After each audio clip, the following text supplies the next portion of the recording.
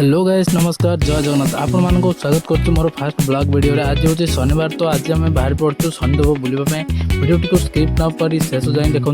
जदि आपण मैंने कुलागढ़ रोड दे जाऊँ तो आपण को गंजाम प्रसिद्ध माँ काली मंदिर देखा मिल ता सहित आपण मानक एमती किसी सुंदर भ्यू देखा मिल देखिए फाइनाल मुझे पहुँच जाइए शनिदेव मंदिर।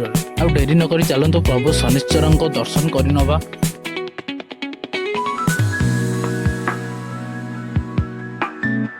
एमती किसी रोचे मंदिर आउटसाइड व्यू मंदिर भितर आपण मानक देखा मिल गोटे पूजा भंडार से सबू किसी जिनस माने अवेलेबल थाए माने पूजा सामग्री जिनस मत कि प्रसाद नेबार अच्छे तो मुझे दुईटी टिकट काटी नहीं किसी प्रसाद कि नहीं पलि आसती। किंतु एबे जीवा देखिबा प्रभु शनिश्चर किभली अन्न प्रसाद प्रस्तुत करा जाउची। आपण मैंने देखिए दंडनाच जो भाव प्रसाद प्रस्तुत होता है ठीक से भाई आमर ये प्रसाद प्रस्तुत होता है प्राय 3000 ରୁ 4000 लोकों प्रसाद प्रस्तुत कर देखिपे ये आम रोषे सामग्री जिनस अच्छी। मो प्रथम थर ब्लॉगिंग कर तो मत बहुत नर्भस लगुला आप मो फेस देखिए तो जापर के नर्भस अच्छी।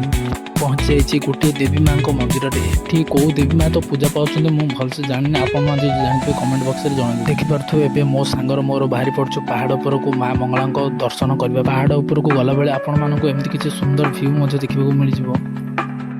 बर्तमान एवं आम आसी पहुँची जाइए पहाड़ उपर थी माँ मंगला मंदिर में माँ मंगला दर्शन करनेली एमती किसी सुंदर भ्यू देखा जाता तो सेठू मत तौक जावाई इच्छा है से किसी समय बस सबुज सुंदर परिवेश को एंजॉय करनी। आपण मैंने भी वीडियो देखिए सबुज सुंदर परिवेश मजा नहीं जातु।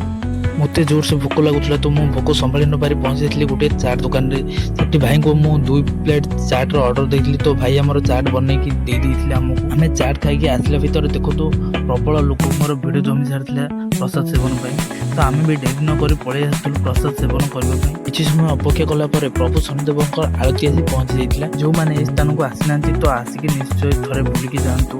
देखो आम पाखे आरती आसी पहुँचीगला। शनिदेव पाखे एमती किसी नियम रही जो जाए आरती हुई तो प्रसाद कहीं भी सेवन करें ना। देखिए आरती नेला समस्ते बस जाइए बर्तमान प्रसाद सेवन पर मैंने भी बस प्रसाद सेवन कर नहीं।